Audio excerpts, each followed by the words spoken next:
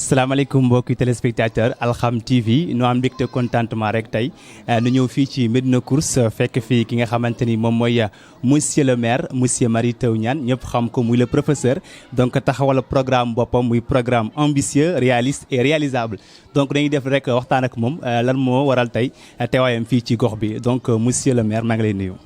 maa ngi lay nuyu di nuyu ñëpp ñi janoog ñun te bokk ak ñun waxtaan bi. maa ngi tamit gërëm di sant Mamadou Wade Loppi ak Youssou Diop ñiy waral suñu ndaje mi fii te di gërëm di sant Cheikh Mouhamadou Souran le président de la chambre de commerce mu teew fii le doyen Demba Diallo teew fii ak tamit le docteur Ahmadou Dia moom moo fi jiitu dama ñëw moom dana ñëw encore tout à l'heure ak le doyen Demba Diallo aussi nekkal ko fi beneen Demba Diallo Demba Sow beneen Demba Sow nekkal ko fi ak tamit suñu responsable yi fi teew yëpp dont la présidente de nos femmes Khadiba de même que le docteur Diédhiou ak tamit tous nos autres responsables je peux toutes les citer mais ku nekk ci dana yëg boppam ci li ma wax li ñu fi indi nag moo di suñu ñaari responsable yi muy Mamadou Wade Loppi ak Youssou Diop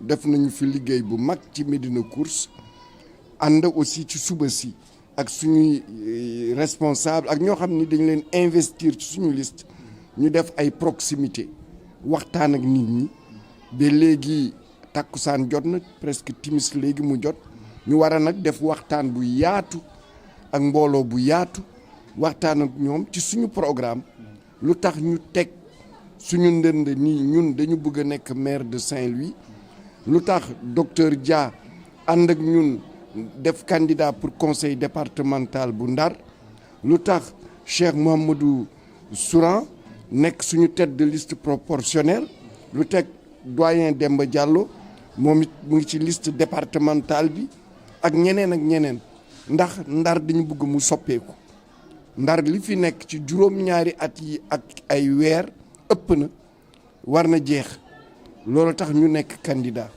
am na naqar yu bare yu doomu Ndar yi am ndax li ñu leen digoon en 2014 defuñu ko surtout ça safaan bi ñu def moo ci ëpp parce que kenn digul leen woon ni su maire ñëwee dana toj ay jàkk ci booru dex gi kenn digul leen woon ni maire dana toj ay daara ci booru dex gi kenn digu leen woon ni ay doomu Ndar sakkanal tuuti seen alal wut terrain ndaw lu jafe ba tàmbali tabax ñu ñëw toj ko kenn waxu leen ko woon kenn waxu leen woon suuf si nekk ci Ndar mbaa bi nekk ci yenn communes yi ñu wër yëpp aakimoo nañu ko ñoom ak ñi ñu àndal donc loolu kenn du ko nangu booleeg nag ñu ne ci diggu Ndar su la neexee su la naqadee danañu ko def loolu defe naa ni ku nekk doomu Ndar ak koo munti doon war nga jóg taxaw ngir loolu jóge fi ñu nag dañu bëgg mu jóge fi mais du rek mu jóge fi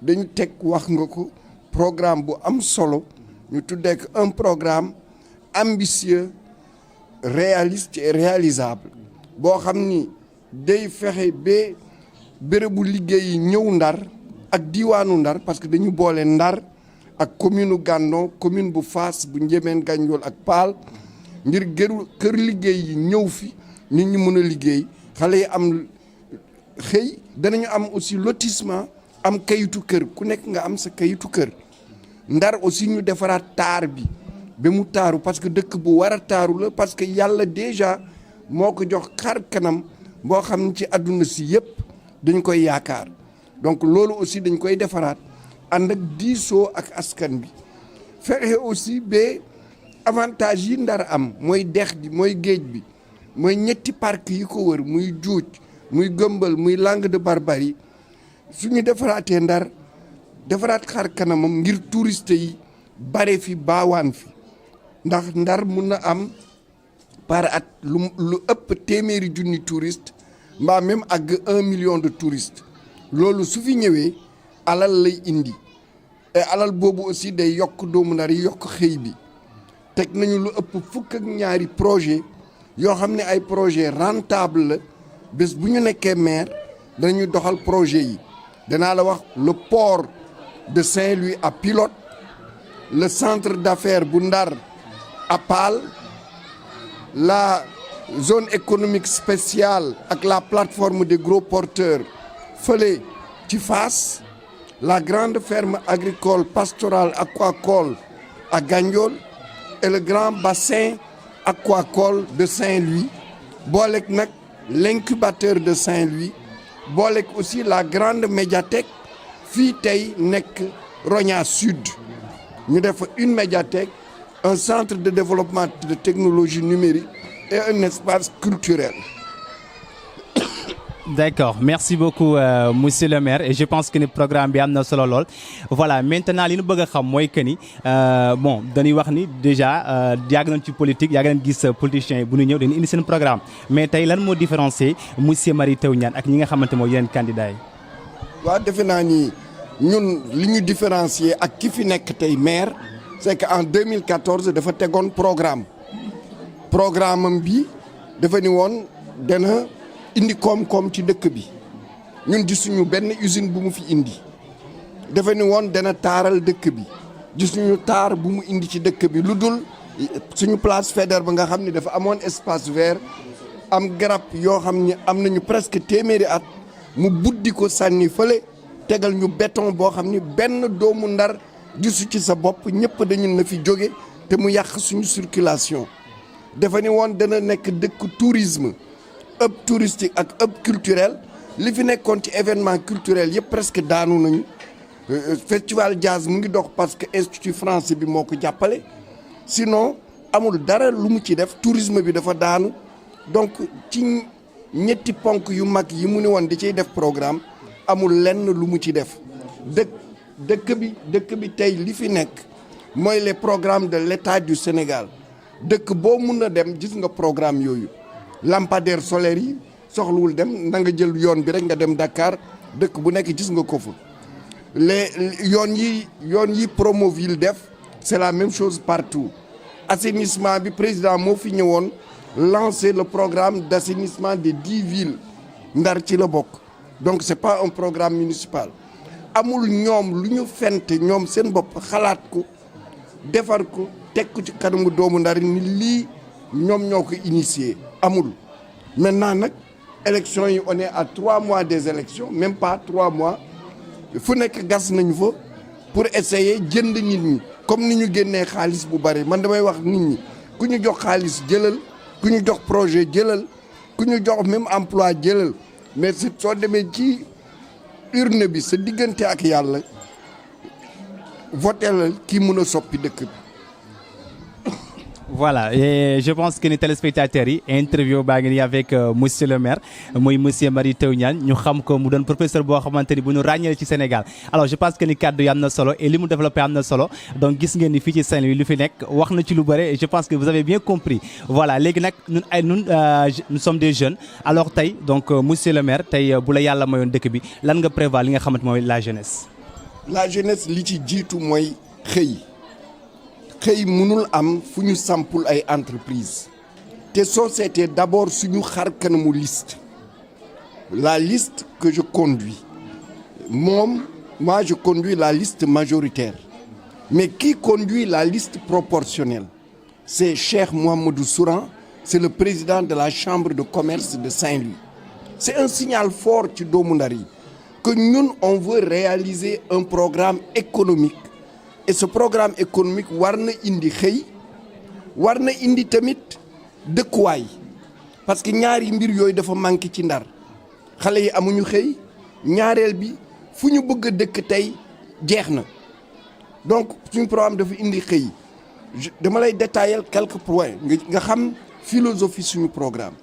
su ma nee le port de Saint-Louis à Pilote jar na comprendre. Pilote moo janoo ak bël bi. donc pourquoi ñu def ko Pilote? parce que le coût économique sera moins cher et surtout le coût de dragage du fleuve, il faudra le faire à cause des alluvions ak yooyu, sera plus faible que suñ ko defoon à Pikine ou même à Saint-Louis. deuxième chose, Pilote suñu fa defee port bi day nekk port de marchandises mais aussi port de pêche et aussi port pour le transport des employés qui vont travailler à GTA, Grande Tortue à Émile, le jugement de gaz. Il y a au moins 300 personnes par jour qui devront faire cet aller-retour. Ce port servira aussi à ça. Et ce port sera adossé à une zone industrielle. Des usines de conservation, de congélation, de surgélation du poisson, des légumes, parce que Gandiol, ce sont les légumes. Et ensuite, adossé à un grand marché aux poissons, parce qu'on n'a pas un grand marché de poissons.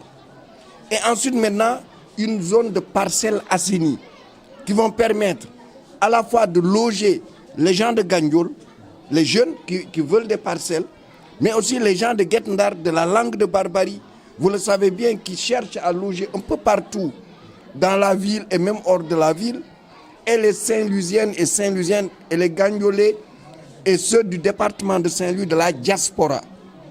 Vous voyez, c'est un projet complet qui concerne les jeunes. Je peux répéter la même chose. Le centre d'affaires de Pâle sera aussi adossé à une zone de parcelles assainies. La zone économique spéciale de Fass, avec la plateforme des gros porteurs, sera aussi adossée à une zone de parcelles assainies. La même chose que la grande ferme agricole, pastorale et aquacole de Gandon sera aussi adossée à une zone de parcelles assainies. Vous voyez bien que nous combinons deux choses, l'arrivée, la promotion et l'attractivité pour que les entreprises s'installent à Saint-Louis, et d'autre part, la création d'emplois et l'accès au logement. Pour Saint-Louis, toujours pour les jeunes, il y a d'abord le COFAS, le Centre communal de formation accélérée en compétences et en entrepreneuriat. Nous allons développer une formation certifiante pour les jeunes, pour qu'ils puissent avoir des compétences, parce que sans compétences, il ne peut pas y avoir d'emploi. C'est des formations de 3 mois, de 6 mois, de 9 mois, au maximum d'une année. À cela, nous allons l'adosser à un incubateur. J'avais créé, quand j'étais à l'UGB, j'avais lancé l'incubateur de l'UGB que nous avait à l'époque donné le ministre Ousmane Ngom, qui était ministre de l'Industrie. L'incubateur de l'UGB est fonctionnel aujourd'hui, mais la commune de Saint-Louis devra avoir un incubateur. Et cela aussi va servir les jeunes pour encadrer les jeunes qui ont des projets d'entreprise jusqu'à ce qu'ils créent leur entreprise et les accompagner jusqu'à ce que l'entreprise devienne mature pour sortir de l'incubateur. L'autre aspect, c'est dans le budget de la mairie. Nous allons faire en sorte qu'il y ait un fonds pour l'entrepreneuriat des jeunes et des femmes. Ça va être un fonds de départ, parce qu'en ayant mis le fonds, nous allons aller vers les bailleurs pour qu'ils nous le multiplient par 10. Et comme cela, nous pourrons financer les jeunes et les femmes sans intérêt. À cela maintenant, va ajouter l'aménagement de la ville. Parce que l'aménagement de la ville, la vision que nous avons de l'aménagement de la ville, c'est une vision que l'aménagement produise des services et produisant des services, que les services produisent de l'emploi. Je prends un exemple. Les berges qui sont sur la langue de Barbarie. En ayant créé le port de Pilote, qui est un port de pêche, vous êtes sûr qu'une bonne partie de pirogues pourrait aller là-bas. Parce qu'aussi, ils ont des lieux d'habitation, ils pourraient habiter là-bas. Et cela va un peu dégager la berge. Et nous allons travailler avec les pêcheurs pour s'accorder sur le type de mbar qu'ils veulent. Et l'architecture du type de mbar va être faite en collaboration, en co-construction avec la mairie de Saint-Louis. Et les espaces libérés seront évidemment aménagés, nettoyés, éclairés, pour pouvoir avoir des espaces de restaurants, des espaces de boissons ou d'autres espaces de services pour les femmes de Guet-Ndar ou de la langue de Barbarie. Ça va produire de l'emploi aussi pour les jeunes. Les quartiers à Saint-Louis, quand on change aujourd'hui la destination du Rogna Sud, qui est occupée par les forces de l'ordre, qui ont un camp en construction, quand le camp sera terminé, quand on en fait une médiathèque, un espace culturel, une bibliothèque, un centre de développement technologique, ça veut dire qu'on crée un espace de rassemblement des jeunes, des élèves, des étudiants. Et évidemment, nécessairement, il y aura des services à offrir, que ce soit des services de boissons, de restauration ou d'autres types de services. Ça va créer de l'emploi. La même chose pour les berges de l'île qu'il faut réaménager. Et beaucoup d'autres choses comme cela. J'ai parlé de l'espace aquacole de Saint-Louis. J'avais créé, quand j'étais recteur de l'université Gaston Berger, l'UFR des sciences agronomiques, aquaculture et technologie agroalimentaire. Ils ont formé des titulaires de licence, de master en aquaculture. Le COFAS va former des certifiés en aquaculture. Donc ces bassins aquacoles auront des jeunes compétents pour pouvoir développer l'aquaculture et évidemment produire pour le pays. Merci beaucoup, monsieur le maire. Et je pense que donc vous avez bien entendu ce qu'il a développé pour la jeunesse. Et c'est très important. Et nous sommes tellement ravis, très chers téléspectateurs. Donc, Fumtoni, on a pratiquement, il nous a parlé que du français, mais je pense que ni comprendre le mbor et c'est très important. Donc, l'unité de que moi, donc, Denis Baye, monsieur le maire, en tant que professeur, Moudal direct, j'aurai des conseils pour les Saint-Louisiens et les Saint-Louisiennes aussi pour nous khambouba khabar fini tek sen tank. Donc, monsieur le maire. jërëjëf sama baat bi tey moo neexul trop maa damay jéem pour waxtaan donc ni doomu képp ku yeewu Ndar ku yeewu tamit ci diiwaanu Ndar muy commune Gànno Fass Ndiébène Gandiol ak Paal tey dañu war a soppi li fi doon am maire du place su tëddukaay wala place su noosukaay wala place su jëfandikoo alalu askan bi maire dafa war a liggéey ngir askan bi président conseil départemental dafa war a liggéey pour askan bi ñun nag li ñuy laaj li ñuy woote gis ngeen ni bu ñu déposé suñu liste ci bés ba def nañu conférence de presse wonewu semaine moo ci tegu ñu chambre de commerce ñu wone suñu programme ñëpp gis nañu suñu programme xam nañu kii programme bu sérieux la bu ambitieux la boo xam ni danañu ko jëf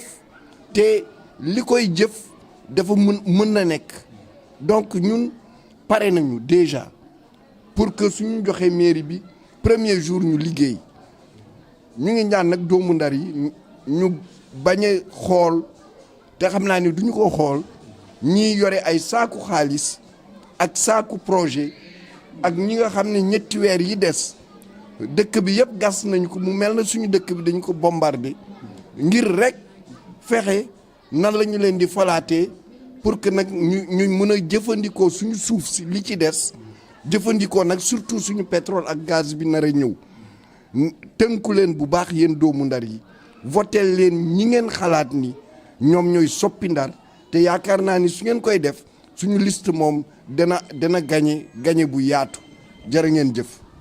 Merci beaucoup, monsieur le maire, monsieur Mary Teuw Niane. Donc, je vous rappelle qu'il y a un moment fini programme, bien que programme ambitieux, réaliste et réalisable. Et je pense que nous devons que mes très chers téléspectateurs, on vous donne rendez-vous pour la prochaine fois avec ben leader politique. Merci beaucoup. Taï Mary Teuw Niane, file ñewon fi ci Médina Course. Ciao, bye bye à tous.